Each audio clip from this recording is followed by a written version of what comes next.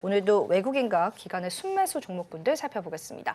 일단은 외국인 쪽의 순매수 종목 탑5 바로 한번 살펴보겠습니다. 외국인 순매수 탑5 종목입니다. 자, 지금 5가지 종목 현재 랭킹이 되어 있습니다. 일단은 현대차 쪽을 좀 짚어보겠습니다. 이 부분은 기관 쪽도 오늘 매수세가 좀 들어오는 게 확인되는데요. 현대차 어떻게 보실까요? 일단 뭐 현대차 그룹 안에서는 현대차 기아가 가장 상징적인 기업이잖아요. 그래서 이제 현대차나 기아 같은 경우에는 앞으로 좀 주가가 올라갈지를 여부를 판단할 때 자동차 업황이 전반적으로 다 같이 이제 따라서 움직일 가능성이 높습니다. 그래서 앞으로 추후에 이 자동차 산업이 개선될지 여부를 우리가 예측해 보는 게 중요한데 저는 충분히 이제 가능성이 있다라고 보고 있어요. 우리가 보통 이제 자동차 산업이라고 하면 경기에 좀 민감하게 반응하기 때문에 경기 좀 순환 사이클 타는 업종이고 경기 민감 업종으로 분류를 하죠. 근데 다들 아시겠지만 자동차를 이렇게 좀 먹고 살기 어려울 때, 불경기일 때 차 바꾸지 않습니다. 다들 이제 경기가 좋아져야 좀 차 바꿔야 되겠다 이런 생각이 들죠. 근데 그럼에도 불구하고 미국에서 한번 이제 자동차 판매량이 좀 늘었던 적이 있었는데 몇 달 전에 그거는 이제 관세로 인해서 가격이 올라갈까 봐 미리 좀 선수요가 이제 발생했던 부분이 있었습니다. 이제 앞으로 장기적으로 그러면은 수요가 증가해 가지고 호경기가 이제 오면서 올라갈 거라고 기대하는 모멘텀이 이제 서서히 올 거라고 보고 있어요. 그 이유는 뭐 다들 아시겠지만 결국 증시도 이제 사이클을 타지만 경기도 일정 정도 사이클을 탑니다. 우리가 이제 뭐 20년도, 21년도 코로나 팬데믹 이후에 이제 유동성으로 많이 올라갔지만 불경기 사이클도 꽤나 오래 진행됐거든요. 그래서 이 이후에 시기상으로 보면은 저가 매수세가 유입될 만한 시점에 왔고요. 특히나 이제 수출 효자 품목 중에 하나가 또 자동차기 때문에 이번 시점에서는 금리 인하가 시작되면서 우리가 이제 경기를 호경기로 이제 들어 올렸을 때 자동차가 상징적으로 또 올라갈 만한 섹터라고 보여집니다. 현대차나 기아는 이제 방향성은 비슷하게 가져갈 거라고 보고 있고요.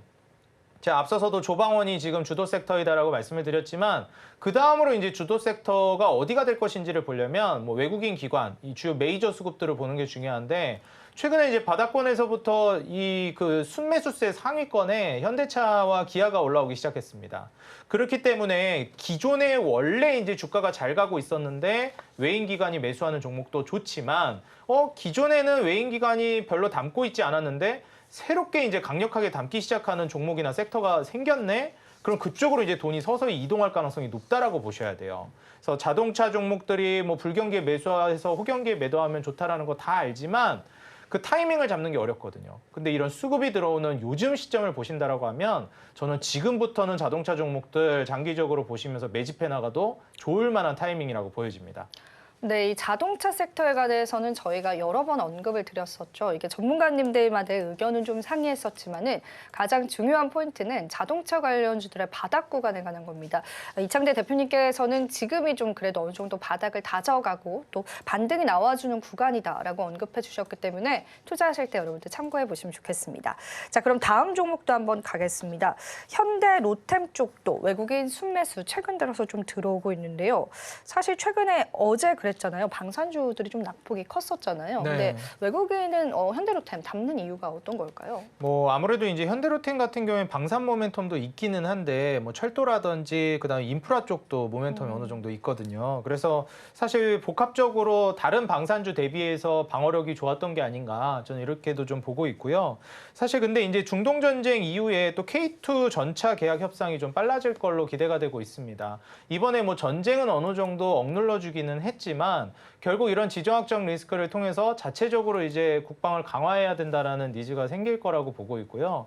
뭐 다들 아시겠지만 이제 방위비 지출이 전 세계적인 단위로 올라가고 있는 시점인데 중동 쪽에 이제 K2 전차 계약 협상이 빨라진다라는 걸 기대해 본다라고 하면 현대로템이 이제 또 수혜를 받을 가능성이 높습니다.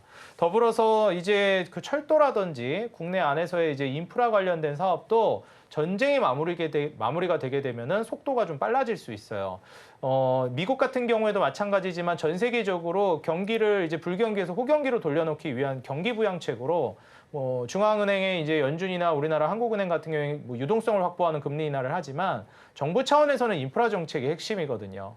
그렇기 때문에 전쟁을 마무리시키는 단계에서는 인프라 정책이 속도감을 낸다라고 하면 철도 쪽도 우리가 기대해 볼 수 있겠고 당장에 이제 K2 전차 기대감도 있다 보니 현대로템은 다른 방산주 대비해서는 그래도 방어를 잘해줄 만한 종목으로 보여진다 이렇게 말씀드립니다. 네. 다른 방산주들 같은 경우에도 또 우리가 고밸류에 관한 부담감들을 맞으면서요. 시장에서 어제 좀 조정이 좀 크게 나왔습니다.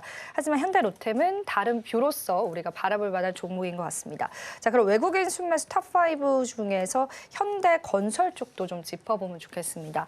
최근에 건설주들도 긍정적인 그 리포트가 참 많이 나오더라고요. 그래서 네. 이미 오르긴 했지만 건설주, 현대건설을 토대로 어떤 전망 예상하실까요? 일단 뭐 현대건설뿐만이 아니라 우리가 흔히 뭐 얘기하는 주요 메이저 이제 건설사들, 대형 건설사들 같은 경우에는 앞으로는 이제 좀 괜찮아질 거라고 보여집니다. 여태까지 이제 불경기 모멘텀으로 해서 못 가고 있는 것도 있었고, 보통 이제 증시가 상방으로 이제 돌리려고 할 때 맨 처음에 반도체부터 이제 스타트를 끊어줍니다. 그러다가 이제 호경기가 좀 올 것 같다, 불경기가 정말 오래 지속됐다라고 하면 아직 호경기가 본격적으로 오진 않았는데 증시는 항상 선반영이잖아요. 그래서 보통 경기가 거의 최악의 모멘텀, 그 바닥을 찍는다라고 하는 시점부터 미리 주가는 좀 올라가기 시작합니다.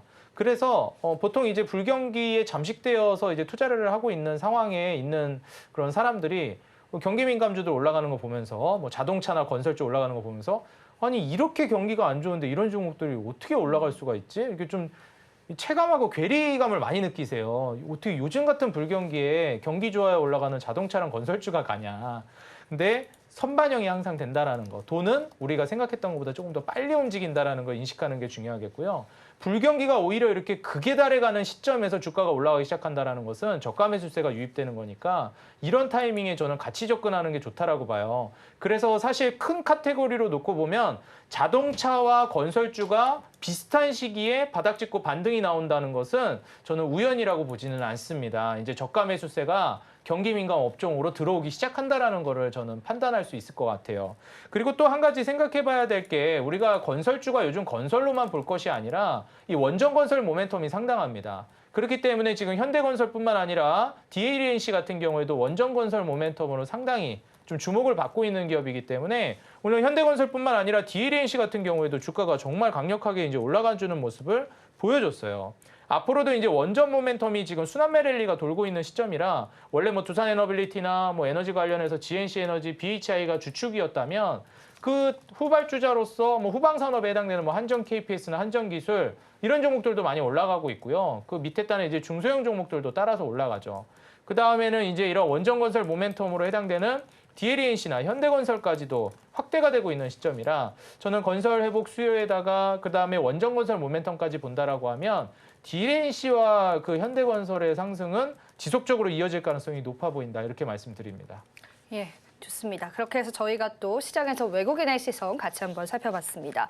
자, 그럼 저희가 이번에는 기관 쪽 시선 같이 한번 살펴보겠습니다. 기관은 어떤 종목군들 담아내고 있는지 지금 바로 한번 살펴볼 텐데요. 저희가 1시 12분 기준으로 기관 순매수 종목 봤더니 한국전력 쪽 랭킹이 되어 있습니다. 한국전력 너무 좋잖아요. 최근에 주가가. 네. 기관 쪽은 이 가격대에도 담아내는 것 같은데요. 어떻게 보실까요? 솔직히 이제 뭐 한국전력 얼마 전에 뭐 한 보름 됐나요? 뭐 한 1, 2주 전만 하더라도 이게 이 공공요금 안 올린다, 동결한다 이러니까 실망 매물이 그냥 쫙 나오면서 주가 조정이 나왔는데 이런 경우가 좀 많습니다. 이제 증시 좋을 때 앞으로도 마찬가지인데요. 이거 악재 같아. 그래서 악재가 나와서 또 떨어지니까 주가도 떨어지니까 사람들이 심리에 못 이겨서 매도해요. 그럼 어떻게 돼요? 이제 그냥 시원하게 막 상한가 쳐버립니다. 이런 경우가 꽤 많아요. 얼마 전에 HDC 현대산업개발 같은 경우에도 그때 사고 났다고 하면서 건설 현장 사고 났다고 하면서 주가가 좀 조정 나왔는데 그 이후에 한번 더 치고 가면서 신고가 썼거든요. 그러니까 이제 오히려 그런 악재로 인해서 조정이 나오면은 이게 장기적으로 치명적인 악재인가를 한번 고민해 보시는 게 좋을 것 같아요. 실제로 한국전력 같은 경우에도 공공요금을 동결한다고 그랬지 인하한다고 하는 게 아니었거든요. 실제로 이미 그 공공요금을 계속 올리고 있었고 잠깐 스탑하자는 거거든요. 뒤로 갈 가능성은 거의 희박합니다. 그리고 좀 안 좋았던 이슈 중에 하나가 중동전쟁 때문에 유가도 좀 많이 올라갔었어요. 급격하게 또 올라가기도 했었죠. 근데 다시 또 급격하게 내려갔습니다. 최근에 이제 유가 흐름을 보더라도 급등했던 유가가 다시 또 안정세를 취하면서 급락을 했기 때문에 이러한 이제 유가 하락 추이를 본다라고 하면 우리가 좀 우려했던 그런 비용적인 측면에서도 다시 제자리를 찾아간다라고 볼 수 있어요. 요금을 뒤로 인하하지는 않는데 올해 초 대비해서 유가는 상당히 낮아졌습니다. 마진 개선이 당연히 나올 수밖에 없고요. 그리고 이제 동결한다는 것이지 인상 안 한다는 게 아니거든요. 좀 상황 좋아지면 아무래도 불경기가 심하니까 민생을 위해서 좀 뒤로 미루자 이런 개념입니다.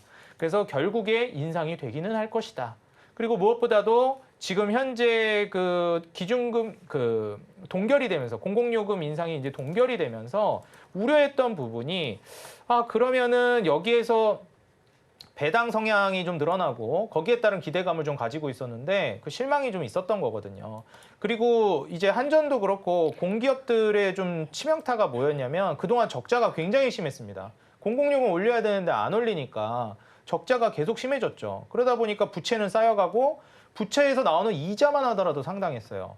근데 이제 뭐 미국 같은 경우에도 이런 얘기가 있었지만 트럼프가 연준 계속 금리 인하라고 압박하는 이유도 천문학적인 부채가 있는데 그 이자 감당하기도 벅차거든요. 근데 금리 인하를 하게 되면 이자에 대한 이 부담감이 줄어들게 됩니다. 왜냐면 뭐 다들 대출 받아보신 분들 아시겠지만 부동산 대출만 받아도 뭐 예를 들어 3억 대출 받았다고 하면은 3억에서 이자율이 5%인 거랑 이제 금리 떨어져가지고 3%인 거랑 이제 매달 내는 이자가 완전히 다르잖아요. 그래서 이러한 이자 부담에서 어느 정도는 해소가 될 수 있는 게 최근에 한국의 기준금리 인하가 그런 좀 도움을 줬다. 이렇게 볼 수 있겠습니다. 그럼 이제 한국은행에서 기준금리 인하가 진행됐기 때문에 이 이자 부담도 좀 줄었다라고 볼 수 있고요. 이제 흑자 전환도 성공했기 때문에 현재 한국전력 같은 경우에는 대한민국 정부가 대주주로 또 있기도 하고 한국산업은행, 그다음에 국민연금공단 이게 이제 대주주 명단입니다. 이게 또 뭘 의미하냐면 배당을 앞으로 늘릴 가능성이 높은데 배당을 늘림으로 인해서 세수 결손을 좀 메꿀 수 있다라는 거예요. 그래서 지금 투자자들이 많이 기대하고 있는 게 이런 공기업들입니다. 왜냐하면 요즘 공공요금 올라서 좀 억울한데 배당으로 좀 상쇄시켜보자. 공공요금 여기서 좀 충당하겠다. 또 이런 투자 전략도 뭐 나쁘지 않다고 봅니다. 그래서 지금 거기에 대한 기대감에 또 원전 모멘텀까지 있다 보니까 한국전력은 훨씬 더 탄력적으로 주가가 올라갔다라고 보여져요. 물론 지금 단기간에 급등을 하긴 했지만 차트를 보시더라도 이게 이제 3만 원 매물대를 뚫는 시점부터가 이제 바닥 박스권을 돌파하는 시점이거든요. 보통 이제 한국전력 같은 기업도 그렇고 원전 관련된 기업들도 사이클 자체가 굉장히 길어요. 바닥 구간에서 이제 막 돌파가 시작됐는데 여기서 끝날 것인가? 저는 그래도 몇 년은 갈 거라고 봅니다. 그래서 한 수년간의 장기적인 상승 사이클을 기대해 본다면 뭐 급등이 시작되는 초입 부근이라고 볼 수 있겠고 혹시라도 조정이 나오면 오히려 이제 매수 기회로 삼아 보셔도 저는 좋을 거라고 보여집니다. 네, 이렇게 해서 한국전력의 추가적인 시장 전략까지도 받아봤습니다. 기관이 사는 이유에 관해서 잘 풀어주셨는데요. 이번에는 저희가 현대건설 쪽을 좀 보겠습니다. 일단은 아까 외인 쪽에서도 이야기를 나눴었고 그리고 기관도 매수세를 보여주고 있는데요. 오늘 사실 현대그룹주를 기관이 참 많이 사고 있어요. 일단은 현대건설 한번 짚어볼까요? 네, 일단 뭐 현대건설 같은 경우에는 이제 추후에 움직임이 좀 나온다라고 하면 더 갈 것이냐 이 여부를 좀 많이 궁금해하실 것 같은데 현대건설은 이제 건설주들 안에서도 원전 모멘텀을 같이 받으면서 간다라고 했을 때 추가적인 랠리도 충분히 나올 수 있다라고 봅니다. 이게 바닥 구간에서 올라오기 시작해가지고 너무 많이 이제 가지 않았나 뭐 생각하시는 분들도 있겠지만 원전 모멘텀까지 좀 고려해 보시면 여기서부터도 얼마든지 좀 갈 수 있다라고 보여집니다. 이게 다만 좀 고려해 보셔야 될 만한 모멘텀은 뭐냐면은 전고점 부근이 어느 정도 수준까지 이제 움직일 것이냐. 그래서 이제 한번 그 신고가 영역으로 넘어갈 때 여기에 이제 저항대 한 9만 원 정도 되거든요. 9만 원 정도 구간에서 기술적 조정을 받을 수가 있어요. 그래서 이 구간에서만 좀 조심하면 돌파 이후에 추가 상승도 얼마든지 노려볼 수 있겠다. 건설주들 지금부터 한번 보자 말씀드립니다. 그러면은 모비스 쪽도 바로 짚어보면 좋겠습니다. 오늘 이제 현대차도 담아내지만 저희가 앞서서 이제 다루기도 했었고 현대 모비스까지도 기관 쪽에 최근에 담아내는 게 확인됩니다. 네. 오후 1시 기준이거든요. 어떤 모멘텀들 좀 가져갈 수 있을까요? 일단 현대모비스 같은 경우에는요, 우리가 이제 현대차 그룹 자체가 그 지배 구조 자체가 좀 복잡하게 얽혀 있어요. 네. 그래서 순환 출자 구조라고 해서 현대모비스가 이제 현대차나 기아 이제 또 보유하고 있고 여기에서 또 이제 꼬리꼬리 물고 가다 보면은 이제 다시 또 이제 현대모비스를 소유하고 있는 이렇게 이제 뱀이 꼬리를 문 형태로 이제 서로 지분을 보유하고 있습니다. 그래서 사실상 현대모비스가 이제 지주회사 포지션을 좀 보유하고 있기도 해가지고 만약에 이제 그 상속을 이제 진행한다라고 할 때도 현대모비스가 지배구조에서 굉장히 중요한 역할을 하고 있어요. 그래서 현대모비스에 대한 이제 수요 자체가 매수세가 좀 몰릴 가능성을 우리가 염두에 둬야 하고 그렇게 된다라고 하면은 배당 성향 확대라든지 사실상 요즘 그 상법 개정 이후에 지주 회사들이 강세를 띠는 것과 비슷한 맥락으로 움직일 가능성이 높습니다. 특히나 이제 자동차 회사들이 올라간다라고 하면 제가 이 점도 좀 강조드렸던 포인트인데 오히려 현대차나 기아보다도 현대모비스나 현대글로비스 혹은 현대오토에버 같은 기업들이 좀 더 탄력적으로 움직일 가능성이 높으니까 이러한 쪽을 우선적으로 한번 살펴보는 걸 권장드리고 싶습니다.